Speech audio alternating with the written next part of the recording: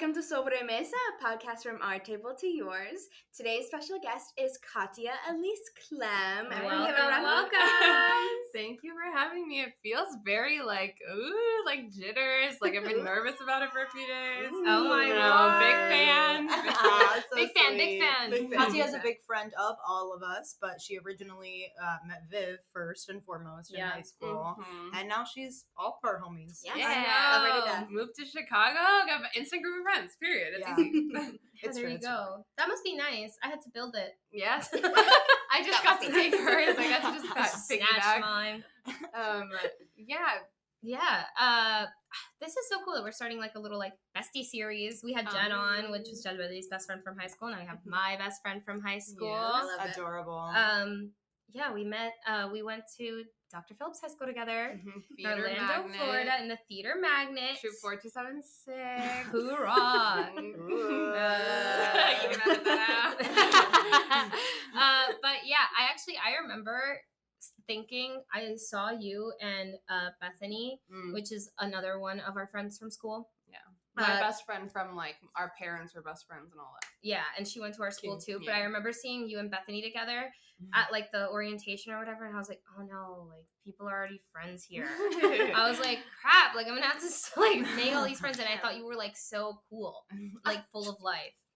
Girl, Boy, was I wrong, kidding. Still friends with Bethany. Shouts out to her, bestie. Yeah, we became friends, like, from proximity, because you have to be friends when you're in a theater When you're, magnet like, that. you're together, like, Closest literally knit from, all the like, time. 6 a.m. to, like, 11 p.m. every single day. Yes. So. But I think we truly became, like, best friends, like, through, like, that one scene we did together for that one competition that I was like, she's my best friend now. Now we're like, oh, yes, we're, like, And then creatively. we were so nervous to do it together that we, like, screwed it up royally. The day of the competition, we realized that we were, like, 5 minutes over the allotted time. I don't know why we didn't know that until the day of. So that we How realized, do you not time your piece? I don't know. Guys. That's what I'm saying. Like, I don't know how that. An actor prepares. I don't know how that happened. I will say that I remember, like, the rules of the competition, like, changed that year for a bunch of pieces, but they had told us that. So I don't know what happened. Point is, we found that out, like, 30 minutes before. And so we're like, okay, just speak really fast. Just say it really fast. It doesn't matter. Just make sure. We should have just been like, oh, let's just stop it at this natural point. But we didn't. We were just like, let's say it really fast. Or we should have just been like, let's just get disqualified and just do what we rehearsed. Do the scene. It was really good. It was good. But then, like, we sucked because we were trying to, like, rush it. And then we got kicked out. Like, we got bad. It was bad anyway. We got bad. We got You got a bad score? No, we got a good. Oh. Which for, No, because bad isn't even a score in Florida State Thespians. It's fair. It's No, fair. it's poor. The lowest one you can Poor. possibly We get. got a You good. can get nobody Poor. ever gets a poor. A poor score is only there to make you feel better when you get a fair. Yeah. So the I scoring is poor, Never gotten a 4. fair, good, excellent, and then superior. We were a superior school. If you got an excellent, it was kind of like a As was my school. Yes. Of But course. we got a good. That's the embarrassing thing. Yeah. It Baby, was that hurts. so But the rehearsal humiliating. period, you know what? At the end of the day, the rehearsals were so fun. We did it from a scene from Stop Kiss, which is a play We're from on. Oh yes, Yes, we are. for the audience, it's a play on, like, it talks about, like, violence against lesbians in, like, the public, which is, like, a huge issue on its own, and it was really, like, cool and self-explorative for myself. And, like, to do it with my best friend before I even great. like really And- knew that about myself was like, okay, interesting, safe space. Safe space. It was a safe space. Mhm. And honestly, we got a great friendship out of it. We got a good score, but a superior friendship. Aww. So take that, Florida State Thespians. The buttons districts. don't mean anything anyway. Yeah, Really. no. But I did not keep that button. I literally was like, I Get can't. that out of You here. Oh get my a good God. button? I didn't think they'd give you one. I think we got like something. I don't know. I don't know. It's okay. It's traumatic. We moved on. Okay, anyways. Well, We clearly let it go. Moving on.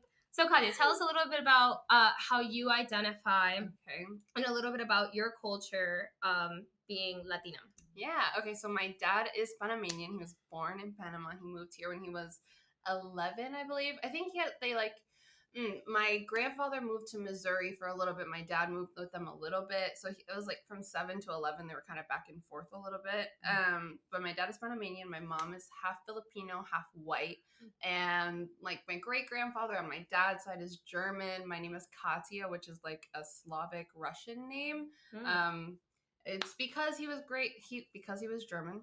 And he likes Russian names, I guess. So I have like a Tia Ninoska and a Bianca and an Auntie and like, I don't know, we got all kinds of weird names. But like, they're pretty. They're beautiful. Yeah, so then that's my like mixed Panamanian Filipino. And then of course I'm just like an American mutt, if you will. Just like, I identify as Latina American. Yeah. Just because I feel so American, I feel like you've talked about this before on previous episodes, and that's been like that's one of our topics of today. But like, I felt like very American. I don't speak Spanish fluently. My family didn't really encourage us to speak Spanish like in the house and stuff because my dad, when he moved, got bullied a lot, like really badly when he first moved. So I feel like they wanted us to speak really good English, and we were very much just immersed. I went to private Catholic school.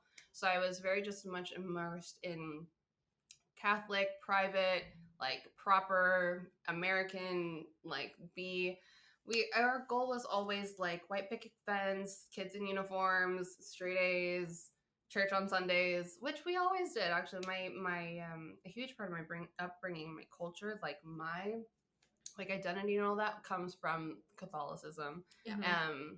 It's definitely something that binds my like Filipino and Panamanian side because both of my families on both sides are Catholic, like strong Catholic.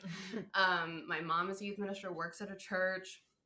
Shout out to St. Thomas Aquinas. If anyone's watching, I am a good person. Yeah, she is. Nothing but love here. Yeah, a great person. And it's something that I struggle with, like being gay, I guess, because it's like so contradictory, I guess, like being religious and being homosexual. Or I identify as pansexual, another one of my like identifying thingies. I don't like to like identify as a sexuality like word just because it's too I have this thing with labels, like it's too boxy, right? Like, so if I say I'm pansexual, somebody's gonna assume that means whatever they think it means, and it might have discrepancies and stuff, but I've found that pansexual is a word that I generally like don't have too much beef. You're not with, beefing. Fair. Most people are like, oh, okay, she's pansexual, she's okay. Then you feel like okay with that, or like you tell somebody you're bisexual or something, and you have like a whole bi-erasure problem, and it's like I don't want to. And then you have like the trans issue with bisexual, where it's like people are like, oh well, you wouldn't date a trans person, and that's transphobic, and it's like these are all just words that it's like it doesn't work like that. It doesn't transfer over every single way, and so. And sexuality is so fluid through your life, too. Like, you can, maybe that word works great for you now, but who's to say in a year, 2 years, 10 Well, that's years, the thing. You keep exploring yourself, and you never know who you're going to meet, and then you're going to be like, oh, now I've told myself that I am this way, and that I like these type of people. And now you can't. Now that's not available to you because you are. Or if it is now, it's like a change in me. I'm like maybe not. Exactly. Maybe not. Or maybe, but maybe that just means you're just changing like in general, like and how you would have. And that's fabulous. Yeah. A lot of actually 2 of my girlfriend's best friends were identified as lesbians their entire life. Like since like kids, they were like, I know I'm gay, I'm a lesbian, whatever. And now both of their partners have transitioned, so now they are in heterosexual relationships with men, and it's like life takes you in so many pathways that you have no idea. So labeling yourself something like that and then making it a part of your identity is helpful in a lot of ways, like being Latina, like that's like a word that we say and we like all kind of are like, yeah, this is a group of us. Like this whole podcast is celebrating like our identity, right? Our group that brings us together. But then also sometimes it can be like a separator, a box that you put yourself into that you can't like spread out. It can be exclusionary. Yeah. Absolutely. Yeah. And that's just like the power that you give to words and you give to yourself, and you have to like give yourself freedom and stuff. Yeah. But yeah, that's how I identify. That's so funny that you say that, because I feel like throughout the years that I've known you, and also knowing your family, it makes sense that you also feel this way because you are so part of being inclusive. Like I've gone to so many parties at your house where there's like 50 people and they're just like, oh yeah, well we just know everybody, so we're just inviting everybody we know, love. And it's so funny because I'm just like, who are these people? But I've come to know them throughout the years of going to the same like parties. Yeah, seeing them like 7 to 10 times throughout the years now. Yes. So it's awesome that you're translating that to all parts of your life. You know, I think that's a big part of who you are, is you always show everyone you love everyone. Period. I think that is number one unifying thing about being Catholic, which I think is hilarious because I think one of the reasons why I never doubted, why I had like zero hesitation over dating women, was because I was taught so fervently in my entire life that like God is love. Love is everybody. Everybody is deserving of love. Everybody is capable of loving. Everybody is on a journey towards love. Like my whole thing right now is like I'm in this swirling like young adult crisis mode at like all times. Aren't we all though? Yeah, I'm like, welcome to your 20s. As like, young adults. Woohoo, thank God. Yeah. But like something that like often is the only thing that like calms me down and like brings me back to it is like I am on a journey towards love, and that's all I know. I know nothing. No, like my dad doesn't know anything better than me. Like in that situation, like nobody actually knows what they're doing, you know. So I figure so long as I continue choosing love as like the answer, whatever, like I have a problem in front of me, what's the most loving choice for me and for everyone around me, like keep doing that, and eventually I'll make it to the right spot, right? Yeah. Okay, that is so beautifully put. Yeah, I think it's so beautiful that you tied the Catholicism into it as well, because I think it's so natural in this modern day and age to automatically assume those things are opposing. You know? Yeah, what I mean? And I think there's so many. It's crazy how the view of religion has changed. So in the last maybe like 30 years or so, but especially it's like since we've kind of grown up, it feels so like jarring now to be both identifying with a religion and then also be yourself, really, because there's a mistake you'll find in anything. But the whole point of God, in whichever form, in whichever way that you see it, even if it's the universe, is to lead with like light and love and to lead towards forwardness and goodness.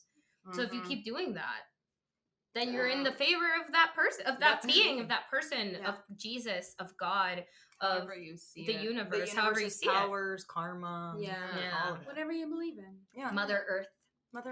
I remember when I first told, I never really came out as like, I never was like, I'm blank to my family. Like my grandma started seeing posts of me and Pam online, and she had this video of me, and she came to my birthday party, and then Pam came to my birthday party as well at some point, or some sort of party, whatever.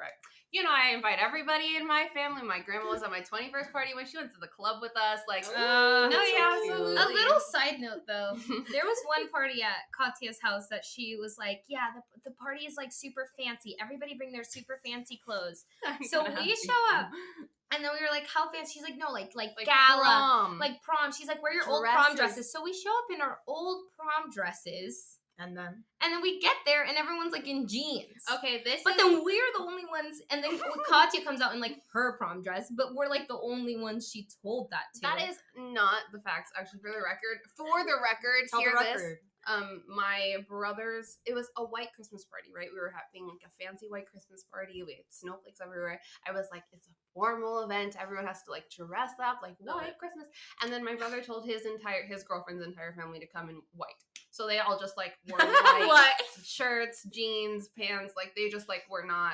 But I wanted it to be like a formal dress up of it. Okay. But it doesn't matter. So then we show up. We had clashing. Yeah, but then we're clashing like ideas. Yeah, but then we're pissed because we get there. We're like, well, okay, at least everyone's gonna be wearing this. We look like freaking fools. Anyway, I love dressing up. I love it. Yeah, I'll do it any day of the week. Regardless of that, she is a Leo. Yeah, she is a Leo. If you can't tell. Back to your grandmother, my abuela, and Pamela.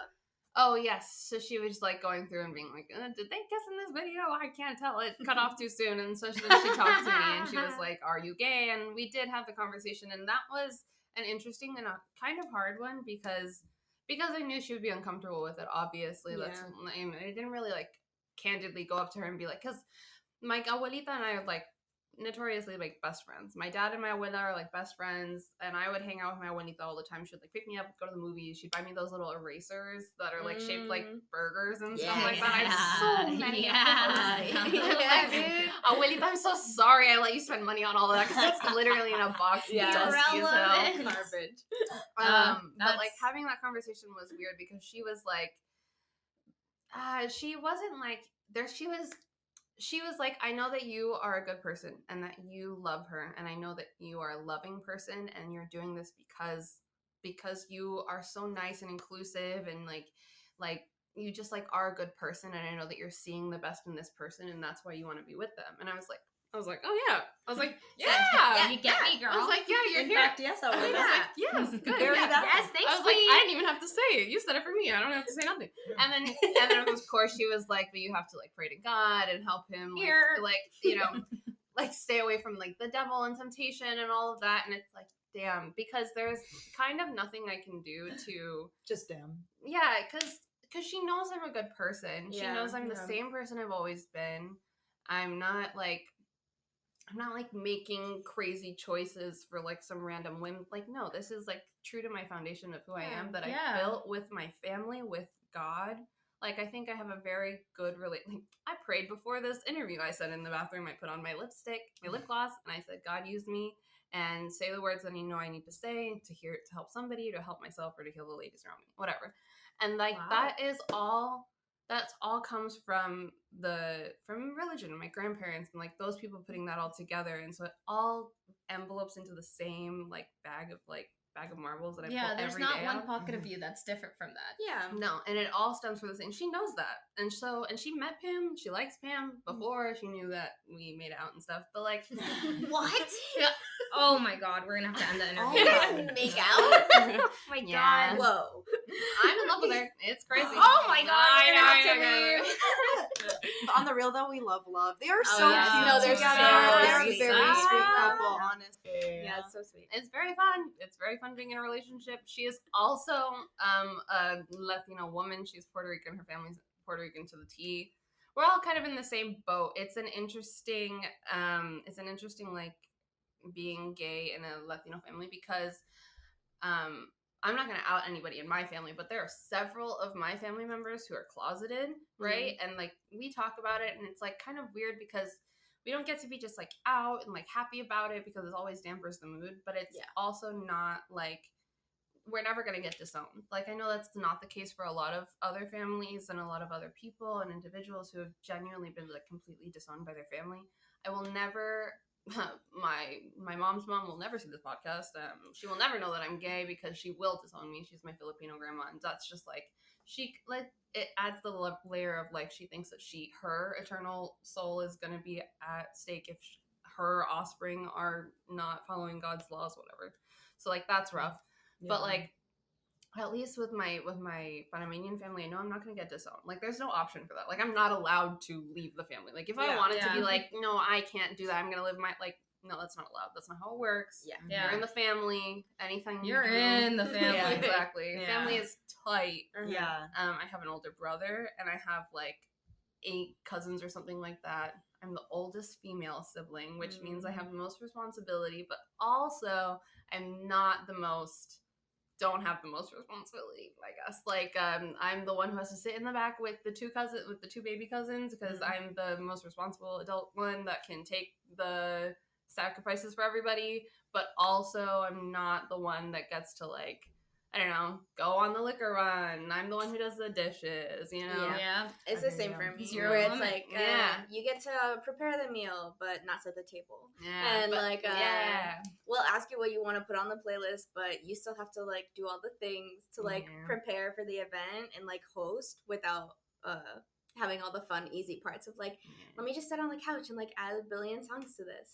And, no, it's like, I'm like my only child. I'm like, yes, you do protest. I do protest. I do not always do the dishes when I'm asked, and I definitely am constantly yelling at my cousins and making, like, as like, you should. No, I'm definitely, like, the overly sensitive, annoying, like, one that's, like, always yelling at the boys. If you will. Always yelling at the boys for, like, saying hi to women, and I'm like, don't say hi to girls outside of Target by themselves when you're rolling up in a huge Cadillac and roll the windows down just to say hi. Yeah, that's weird, asshole. Don't say hi to. Well, okay. But I actually got yelled about this earlier today because my mom was saying hi to my neighbor.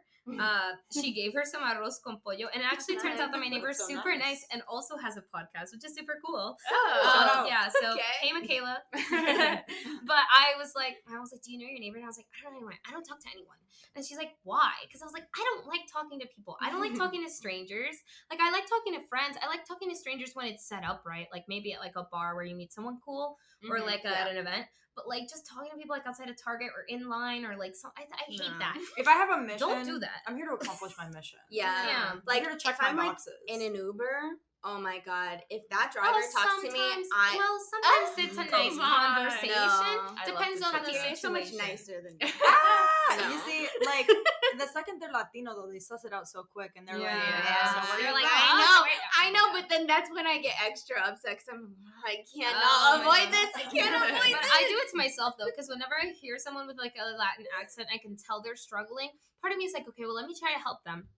Practice so because sometimes my mom gets super frustrated when like someone just automatically speaks to her in Spanish. She's like, I'm trying to speak English, but then on the other half, when I do speak Spanish to them, they're like, hablas español, thank God, and then they're like, blah, blah, blah, blah, blah, blah. I'm like, all right, now we're gonna be talking this whole Uber ride. I don't mind chatting with an Uber. Depends on the situation. I enjoy it.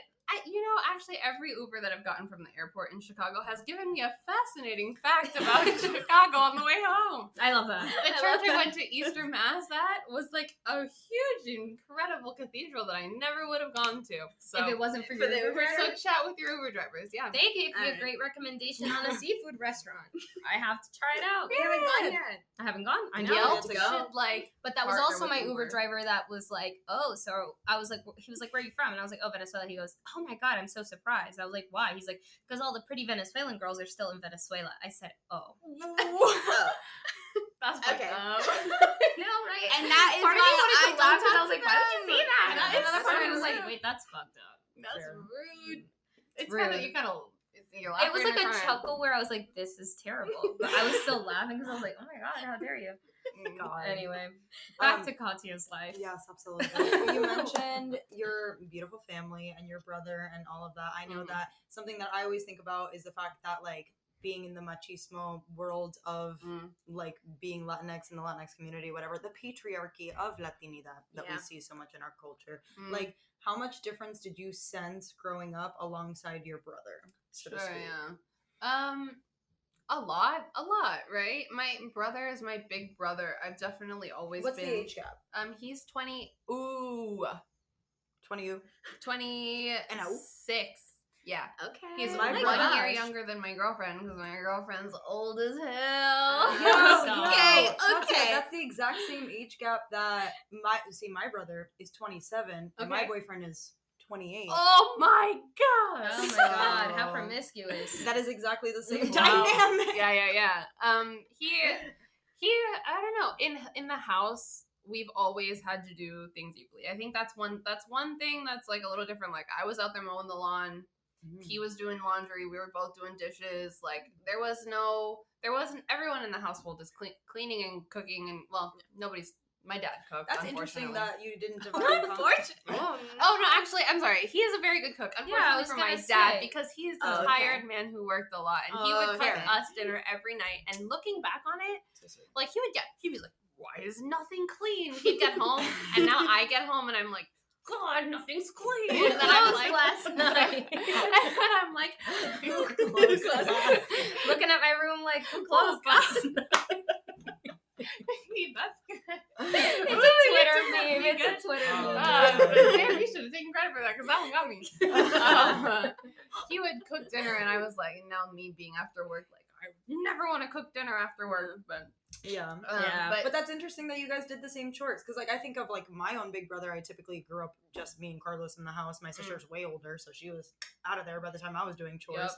And I remember like always being like, it's so unfair that Carlos always gets to sit in the front seat and do all this stuff and me because he's a boy and he's older. Like he could have sleepovers. I could never even think about having a sleepover as a kid. At your place or at their place? Anybody could sleep at my house. I could not sleep anywhere else. Like nobody wants to sleep at your house when your parents make you leave the door open. You don't got any sugary snacks. Exactly. Oh yeah. So I'll say one thing though.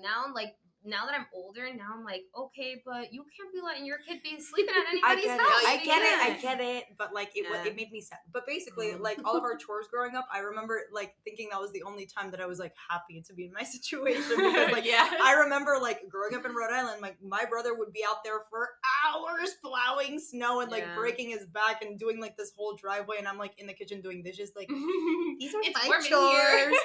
I'm like watching him out the window. Yeah, and you're like popping the I'm happy for gender roles right now. Yikes. Yeah. See, that is when I was upset that I didn't have a brother because it's me and my younger sister. Baby. It was always me and the older sister. But it was like me and Casey always had like we always like rotated chores. It wasn't like like she had her special stuff. We found like our stuff where we're like I want to do this because I don't want to do that. So you take that, I'll take this. Oh my god, divide and conquer. Divide and conquer. Yes, but it was the shoveling snow for me because in Illinois it's just it's the worst. You didn't have to do that. Yeah. I grew up in Florida, so it was the June. Boarding up the house. Oh my gosh, yes. And mowing. God, I haven't done that in so long. You have to mow the lawn, then you have to edge the lawn, then you have to blow the lawn, then you have to sweep the sidewalk, right? Yes. Doing that in July is like I would be sobbing. I'd like have like heat hives, and I'd be like, this is literally, and I had to do it. And we also had my grandparents have a rental property, and my dad had our first childhood home is a rental property, so we were. Every summer we were painting the house, doing all of the maintenance, whatever. Yeah. So I did not get the long straw on that one ever. We all had to do it, but I also always had to do the dishes and like the sewing. For some reason, my grandma taught me how to sew, so I have to be the one fixing all the buttons and stuff like that. I would do them badly sometimes on purpose, sometimes not. There's a jacket that my dad has that the button is super crooked, and I just did that because I had to do it super fast, and he was really annoyed that I wasn't doing it. And see, the perks of being an only child is that you almost never do chores. Not as many chores to do, not as many people in the house. When I did do chores, I just did them. They wouldn't take as long because not as many people in the house, not as many things to do. And whenever I had to do a lot of things that were hard, I'd just do them badly. And so then they'd be like, you don't know how to do it. We'll just do it. I wish my parents would literally sit me down and be like, this is how you're doing this. And you better figure it out because I'm not helping you. Like that seems like very much your dad's energy. That's my parents, my mom and my dad. They're both like very like it is what it is. It is what it is. You're gonna figure it out. I know people who like legit didn't do their laundry until they like moved out. No, okay. I was doing my own laundry at like 12. My parents literally taught me. My mom made me and my sister learn how to do our own laundry. I was like 8. I've literally always done my own laundry. And I wanted to ask you guys, when did you start doing chores? I think that is like the great divide between between communities of color. Like, I remember chores being always a part of the thing. Like, I remember being like really, really little, and like my chores were like setting the table. Like my mom pulling out all the plate. Like it starts off very, very small, but then you slowly get more and more responsibilities. You get built up more responsibility. Yeah, but I can't remember a time where I didn't do things. I would always set the table and stuff. I always thought it was weird. This is like a big thing with like moving to America that I thought was really weird, is that you'd go to like your friend's house and they'd have like chores for the week or like a weekly planner like on their board of the kitchen. As if we're all roommates. Like kings of that. Oh my god. Oh, it is though. Literally. And I always thought that was so weird. Like I remember like going to my friend Megan's house. I grew up with her, love her. But they had like chores that they had to do where it's like so and so, and then they would rotate them, and I thought that was so weird. Yeah. And now I'm like, wow, okay, because now people do it like obviously it's like a part of like American childhood, and also just like roommates in general, people do that.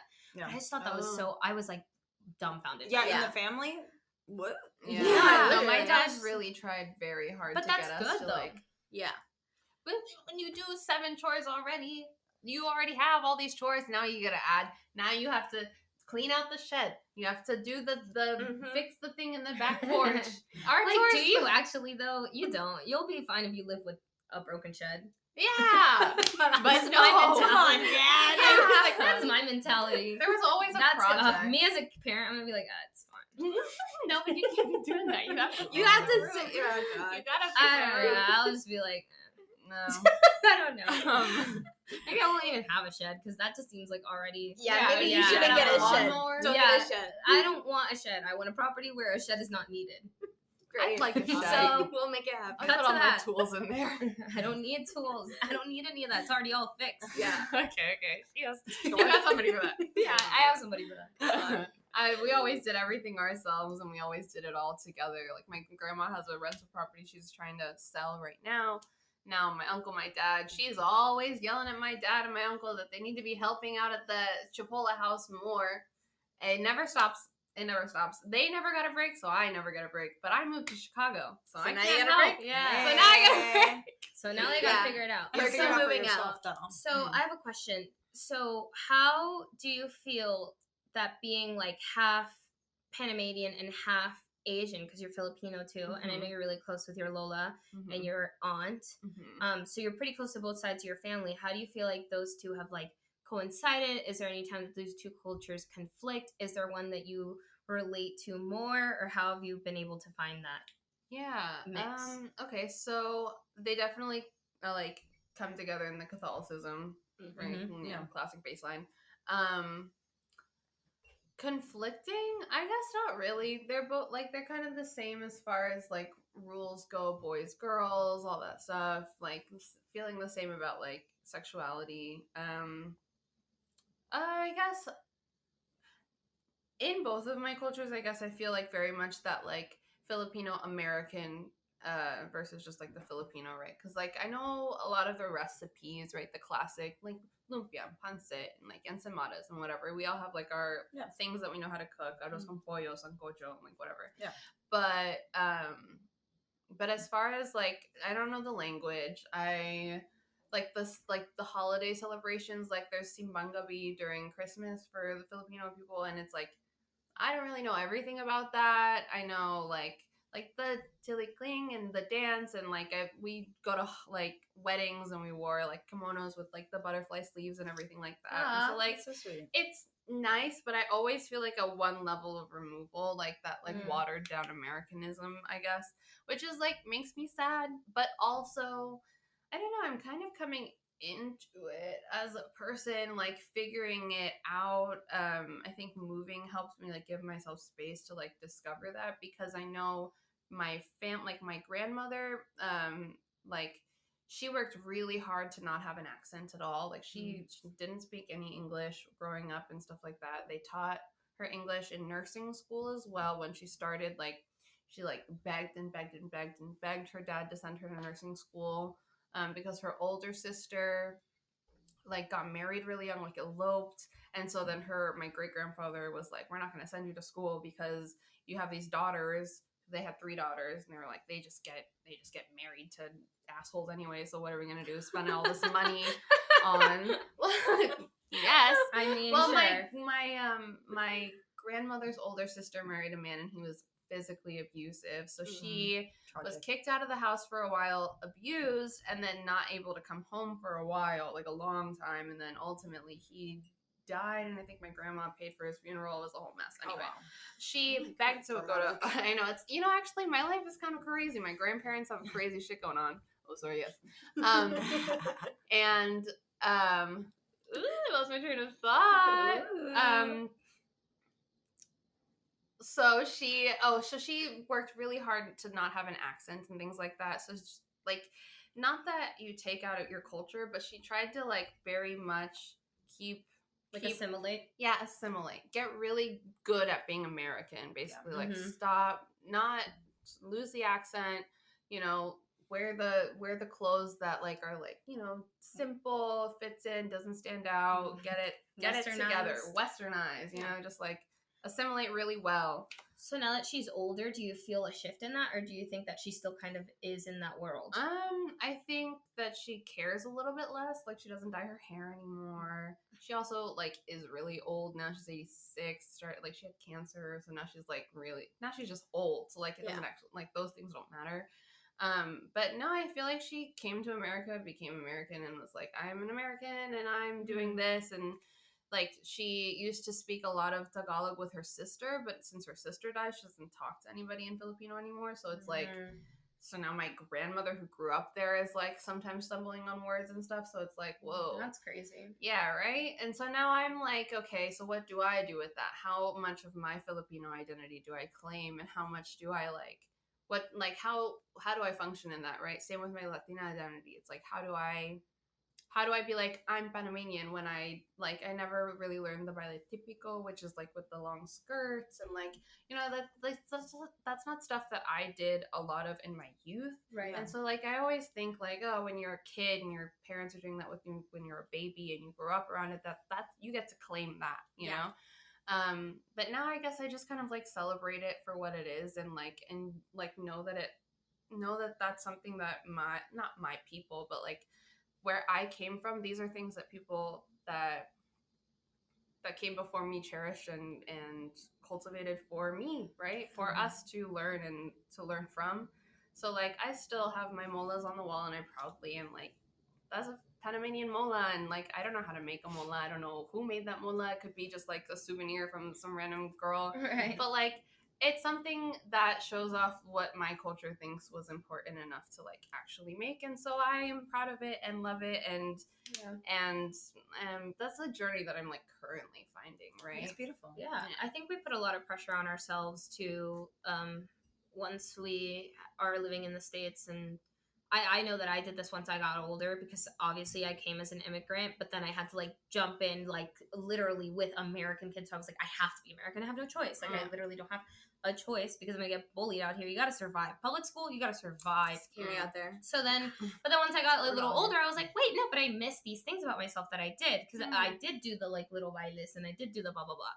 But then you have to, so you put so much pressure on yourself. When I meet like other Venezuelans who like maybe didn't feel that need, maybe like Venezuelans who like grew up in like Miami or something, where there were a lot of more people in their like world that they didn't feel like they needed to. They just kind of became American at their own pace, and whatever that meant in that moment in that community. Yeah. But I think that we put a lot of pressure on ourselves of like, well, I don't know the language, or I don't know the dance, I don't know how to make this dish, I don't know how to, but then you remember that like, my cousin doesn't know how to make a freaking quilt. Like modern day, I mean, don't get me wrong, these are things that they did do the little dances when they were kids. They did learn. It's just like how we do little American things here. Like we say the national anthem, but it's not like we're getting up every single day to say the national anthem still.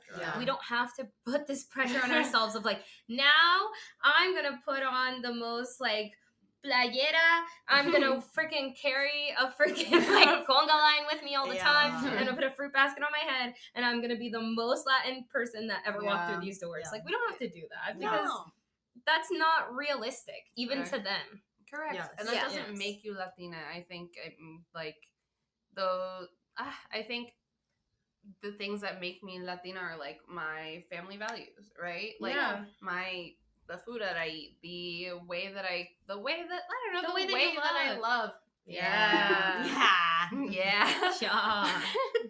I think all of those things are more important than making sure I know how to part my hair correctly. But I also like am interested in those details. That's fun and niche, and of course, and also as much part of the culture as. But at the end of the day, there are little kids, little girls, little people growing up in Panama who love Jojo Siwa. Exactly. No, there are. They exist. Icon. They exist. I am an actual queer icon. Exactly. So like, we just put this pressure on ourselves because we feel this like sense of detachment, or that we want to reconnect, but that can be on your own terms. Yeah. It doesn't have to be in any specific way. Like, and you whatever find helps what you. translates and what you can translate to your descendants. You can see what you love, and then so forth and so on, because even if you have grown up in the country, which of course would make you unapologetically of that culture, you would value the things that you were taught. Yeah, of course. Whatever that means. Yeah, absolutely. Yes. Yes. So give us a little bit of your journey to Chicago. Yes. Journey as an artist. Your artistic journey. As an artist in the city.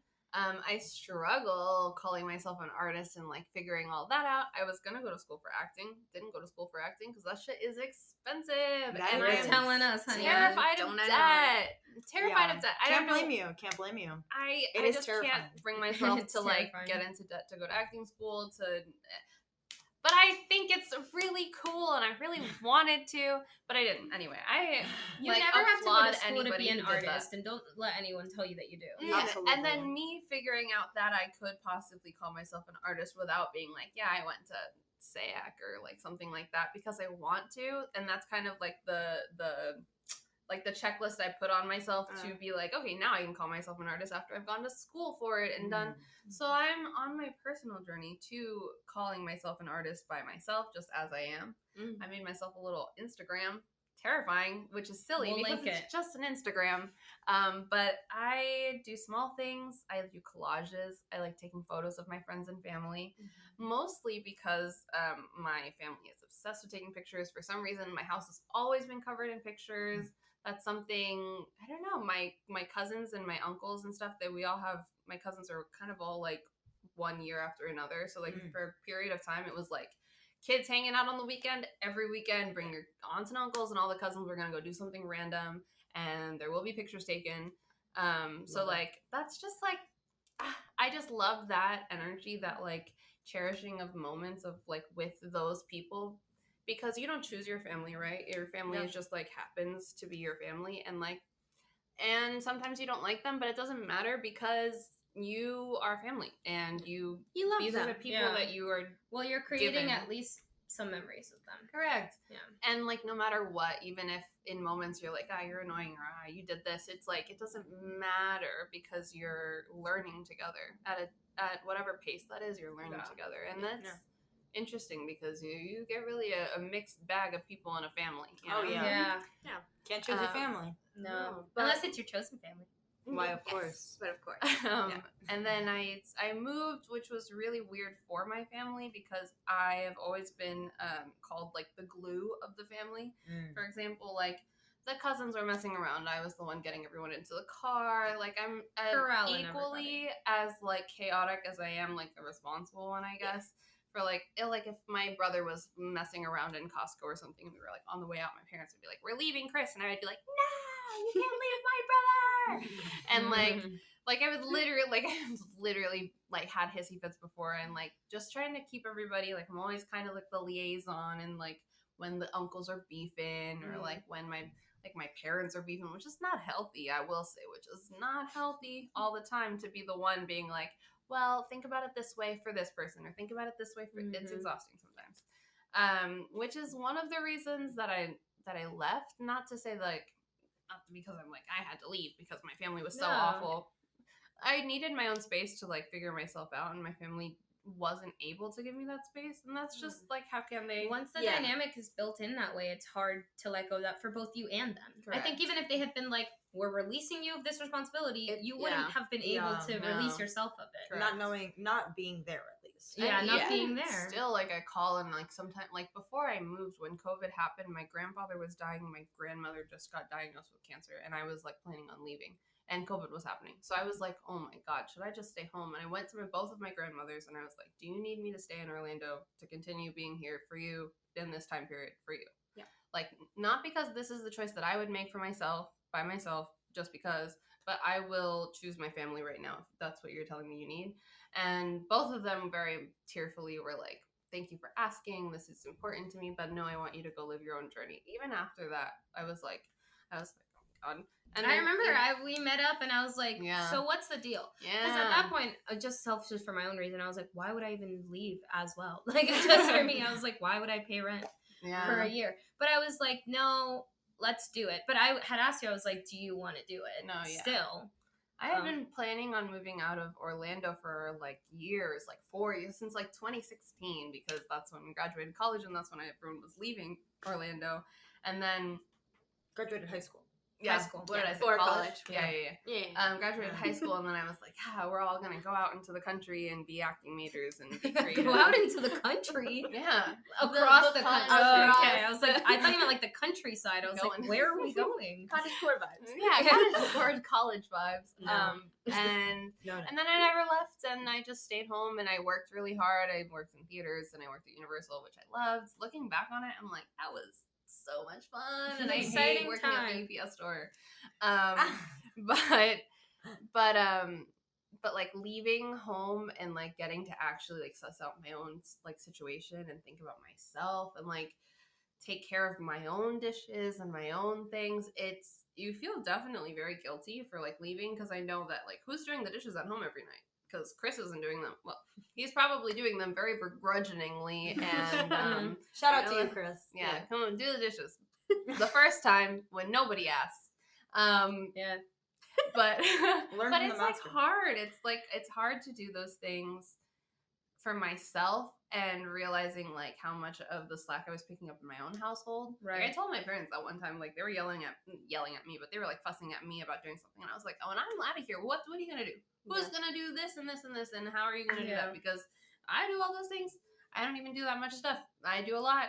I don't know. Cleaning my house felt like a full-time job. Yeah. Like being home felt like an obligation that I made just because I lived there or something like that. And so you take that away, and you're like, oh, I'm released of that. But it's always like, wow, what responsibilities am I not taking care of? So it's a little guilty, but very freeing. And now I get to like think about my life trajectory and actually come up with that like lead with love idea, like pick love and I'll end up in the right spot. Like I got to actually like not peacefully, but like come to that conclusion eventually for myself, like actually be like, okay, that's how I'm gonna do it. I'm not gonna like be like, Dad, what should I do about this? And then him tell me, and then me be like uncomfortable with that idea and not want to get my real estate license and then invest for stocks and work my ass off for 8 years to make $1 million and then never have to work again, which sounds like a cool plan. But like, I don't know if that's going to be I don't know if me choosing love is going to lead me to exactly that. Yeah, fair.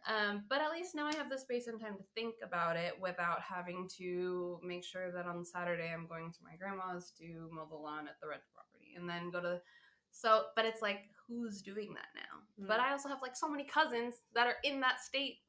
They'll be fine. But then you have to think about it as an adult, because we're in communal households, which are a lot of Latin households, a lot of people of color households. You're part of this like collective build, right? We're all building, we're all making sure that we're all okay. But as an adult, once you become a free thinker, the only way that you can really help build that community is if you do well for yourself. Yeah. Both mentally and physically. 1,000%. Like at the end of the day, you can do the physical attributes to try to hold everyone together, but no one's here forever. Yeah. You have to be your best self, and then you can help your parents, because at the end of the day, your parents knew a life before you. Yeah. Somebody did their dishes before you were there. Yes. And now you're there, so you're not there. So not only are they going to have to find a way for them to do more to do the dishes, but there's less dishes. Yeah. You know? Yeah. There's less commotion, which means that there's more room for growth. There's more, you know what I mean? I think it is so important to leave the place where you're from, even for a time. Yeah. I agree. You could be from New York City, you could be from middle of nowhere, Iowa, you could be from China, you could be from wherever.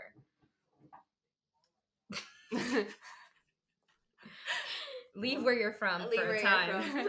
It's important for your growth there. I think my relationship with my parents have gotten so much better. I will never call them enough. I could call them every single day and it'll never be enough, but I don't call them enough because I call them like twice a month. But like we all struggle. But you'll find your way. It's only your first year out. Yeah, exactly. I want me time. I want to think about it, you know. Yeah. But then I call my parents and I'm like, okay, I can actually hear about what's going on in your lives and be like excited for your growth. Like my dad's on this whole like journey, and like hear the news that's happening with like everybody, you know, the gossip, with everybody, with my aunts and uncles and everybody going on who's getting COVID and whatnot. They all live in Florida, so you know someone's got it. So someone's always got COVID over there. Very 2020 of us. Yikes. Oh Lord. That's like 2021 now, girl. 2021. No, we're still kidding. It's all the same. We're just in 2020 part 2. Yeah. So, what's your dream right now? As an artist, what do you want your next step to be? We just did a shoot with Katia. Yes. That was very much a reflection of what she's been talking about. Having photos in your house, having very much a familial aspect. Mm-hmm. It'll drop on the website. Yeah. You'll see them. Keep your eye out. Keep your eye out. Yeah, what's your dream? I guess like my grand vision of things, like telling the whole world my vision, is just to kind of like, the more and more I reflect on like who I am and like what do I want to do, what do I want my art to be. It's hard because I'm not like a talented painter. I'm not like the most eloquent speaker. I'm not a good writer. But those are all like my bad attributes. So like, what am I good at? What's easy for me, right? Loving people and connecting and whatever. So, and like acknowledging good, I have good taste. Acknowledging, acknowledging thoughtfulness and acknowledging eloquence. Like, you know, you don't know a good teacher till you have a bad one. I'm not good at speaking, so I'm very, very like, wow, you know, you're saying something, you're saying it pointedly and eloquently, and that's really impressive to me a lot. And so I have a lot of artists in my like in my radar, cohort. And that I'm like, you say something even if you don't know that you're saying it, and you say something eloquently, and I think that's important. Right? I think we all have something to say. This is long-winded, but it's gonna get there. I think my goal is to see and hear people and like megaphone that, I guess. Like my goal would be to have like a space and have a season with a topic and like gather artists together and say, your work speaks to this topic. Love, which was like whatever, or like I don't know, maybe like a theme, a question, a subject, a something, and like build an art show around that, a season, if you will. Just kind of like showcasing what people have to say. I guess I want to let people speak their mind, you know, and let people tell their truth, because that's how we learn to love each other more effectively, is if you can hear somebody, empathize with them, and like acknowledge what they're saying is important, and be like, you're saying, and giving them important. The access to do that too. Yeah. I think it's really important to like also acknowledge the fact that like there are artists that make physical things, or they perform, or they write, or whatever, like however a tangible thing, but like we do need the critics, and we do need the curators and the directors and like the producers, the people who are behind the scenes. Like you need to have people who are the casting directors, like who have the eye for recognizing good art, good talent. Absolutely. The people who like have that it factor. And I think that, and I genuinely think like you're one of those people, like you have like a really good eye for seeing the beauty in everything. Yeah. And I think like that is very rare to find. And so I think that like you are an artist. You're a beautiful artist. Yeah. And I think that like however you want to navigate like that journey, I think it's gonna be fine. It's gonna be beautiful. It's gonna be beautiful. Ultimately, I want to bring it back home. Like I always figured that I would end up in Orlando. I don't know. Like my dad literally on the phone was like, most people die 30 miles from where they're born. Oh my god. I'm like, well, now that's like, making me worry. Well, I mean, my mom that I want to die somewhere different. Yeah. Right, but it's like I was born in Venezuela, so that would be really hard for me to be. That'd be quite a social change. That'd be quite a hero story. I mean, honestly, if you end up dying in Venezuela, it's like, all right, hurrah! That's where you. Hopefully, for a good reason, in my sleep. Surrounded by friends and family. You were at her bedside. Not on the streets, baby. Oh no. Me at 87 flying to your deathbed. I will be outliving all of these bitches. I know. That's fine with me. I don't know why. That's fine with. Listen, that's fine with me. I'm for a good time, not a long time. Yeah, I'm here for a good. I'm here for a long time, not the longest. I'm fine with that. I could be right in the middle. We'll see how this goes. Yeah. We'll see how it goes. We got a while. I'm healthy right now. I eat well. I exercise. I do my job. I do what I gotta do to at least make it to 90. And I Asian women outlive everyone. Asian women outlive the world. I don't know. I think I can do it. My great grandfather did just pass away, but he was like 104 or something like that. Oh, wow. All right, so you're in good standing. I got the genes. Very good. Yeah. My grandma's 89, but she's 88. I aged her. Oh, she's 88. I aged. Fast forward. She's still kicking. Yeah.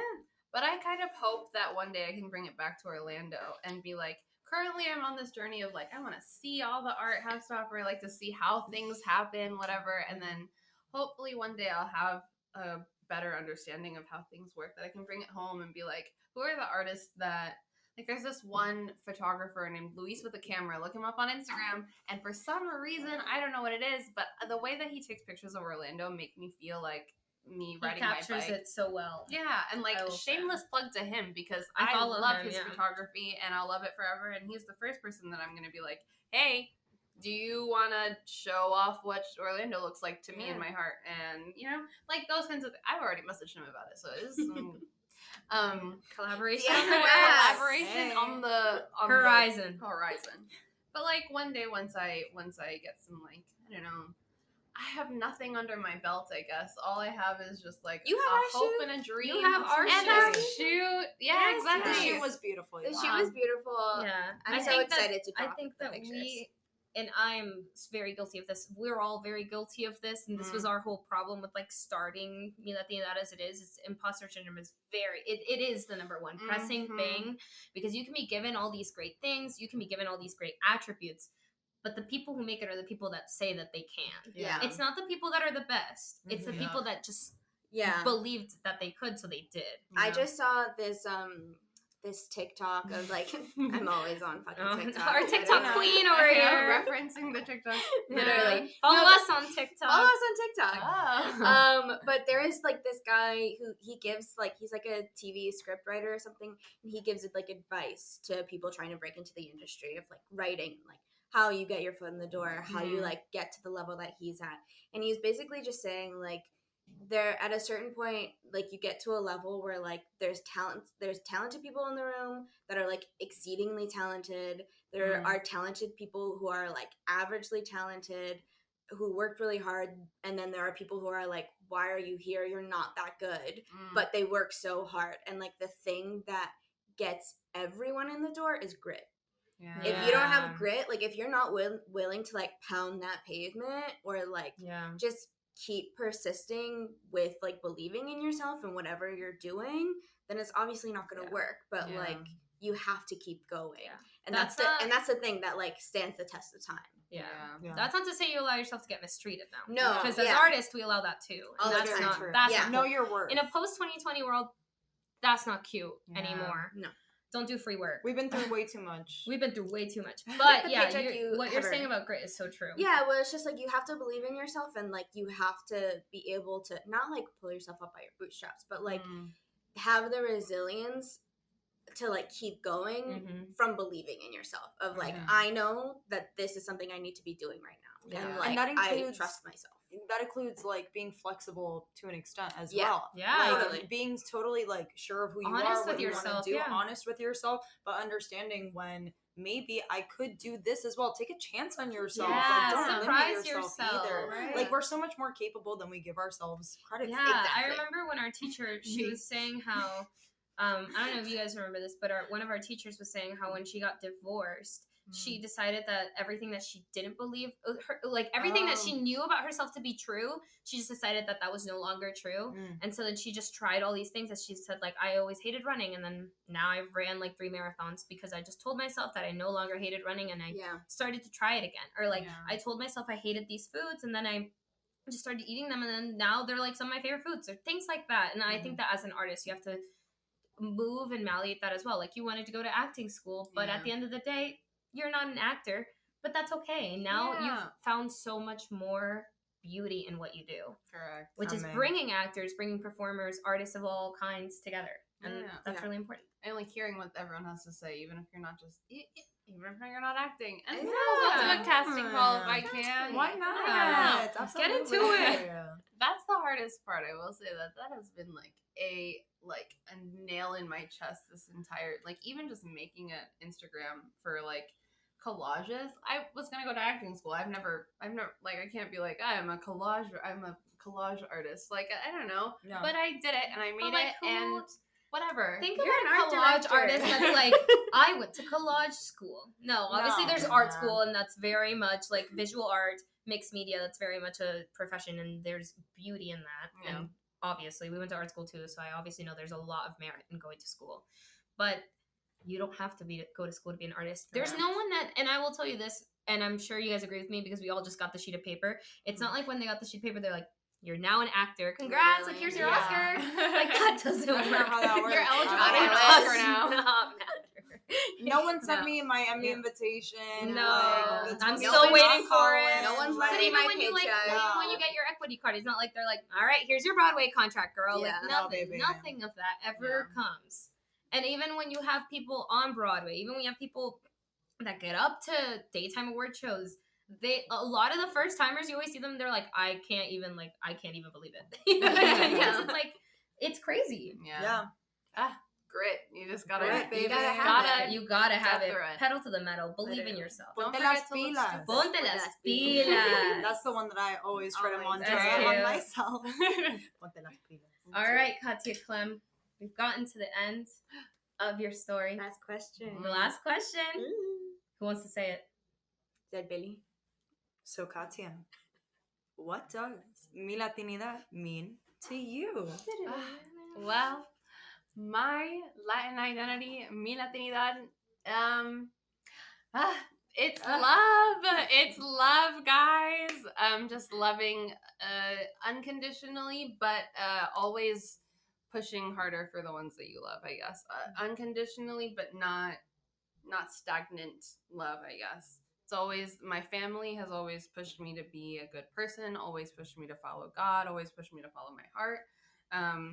And I think I've done all those things, and I'm still doing those things, trying my hardest. It's hard, but I'm doing an okay job at it. I feel good about myself. I love who I'm becoming, I guess.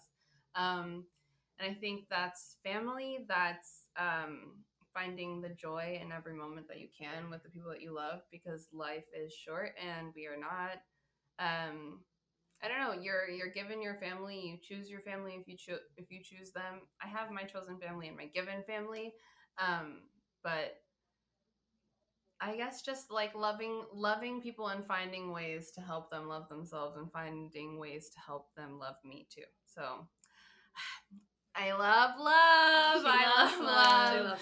And we love you. Yes, we love you. Literally. Yeah. Adore. Guys, this has been fun. I love gushing. Hey. To anyone who will hear it. I love talking. And we love talking with you today. Yes. Yeah. And thank you guys for tuning in for with joining us. Absolutely. You can follow Katia at Katia Ellise and at your art Instagram, which is I love your work with an underscore where there would be a space between every word. Yes. Incredible. I_love_your_work. Hey. And we love your work, Katia. We love your work. You can check out our shoot together. You're gonna love her work. Yeah. Small thing I directed. Something casual, something beautiful. Something for the girls for the summertime. And I think it captures Katia's essence beautifully. And we had a great time together, and we had some fun snacks too. So we had great snacks.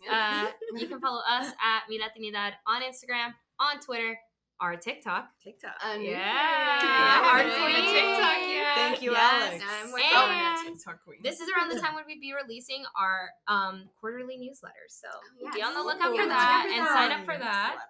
Wow. And yeah. And this is the end of season 1. Oh, wow. Congrats on a Nice. full season. Thank you, everyone. Thank you, everyone, for Thanks tuning in. joining us. Tati, we miss you today. Yes. Um, you are here in spirit. You are here in Honestly. spirit. And we love you all. See you all next season. Thank you, guys. Y para las buenas. Ciao.